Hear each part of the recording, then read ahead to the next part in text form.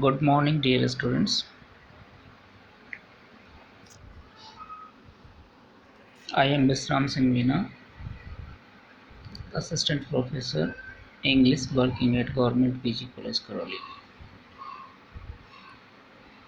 As we know, we are studying English literature through online mode.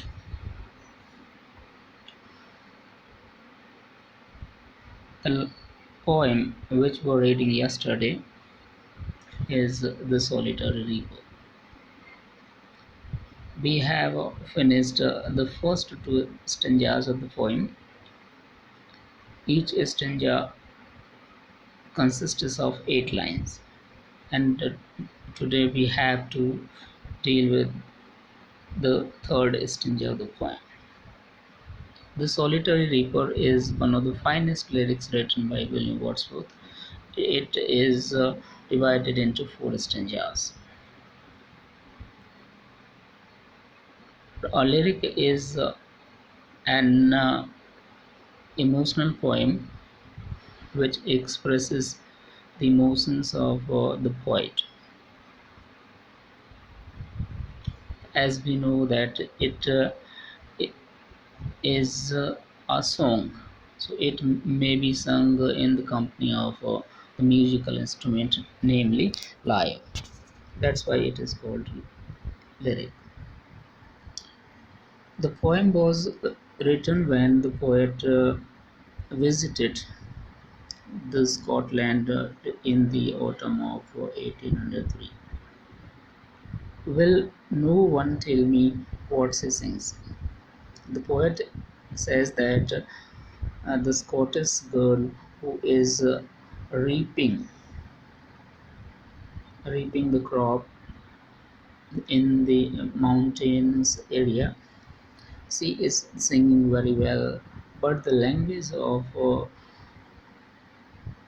the song of the girl is not understandable. That's why the poet says that will no one tell me what she sings? Anyone who can tell me what she sings? She is singing very sweetly, but the language in which she is singing is not understandable for the poet. Perhaps the plaintive numbers flow for old, unhappy, far off things. Now the poet guesses himself that perhaps she is singing the plaintive numbers. Plaintive numbers means serious music or serious notes in her song. These are related to uh, the misfortunes of the olden days, which are unhappy, far off things and battles long ago. And she is singing about the battles which were fought in the past. That is the gaze of the poet. However, he is not able to understand what she is singing. Or is it some more humble lay? There is the second possibility that the song of the girl is related to some humble lay. Humble means mean or common, lay means song, which is related to the commonality or the pastoral life, familiar matter of today, which has the theme of the matters of the day, which are familiar. Some natural sorrow, loss, or pain that has been and may be again. The poet seeks the possibility that she is singing about some natural calamity which came in the past, and that calamity was the result of much loss or pain. Means many people who died during that calamity, and the money was also lost in that time. That has been and maybe again, and that type of calamity has been in the past, or there is the possibility that it may repeat. Whatever the theme, the maiden sang, as if her song could have no ending. But the poet doesn't want to discuss about the theme of the uh, girl song.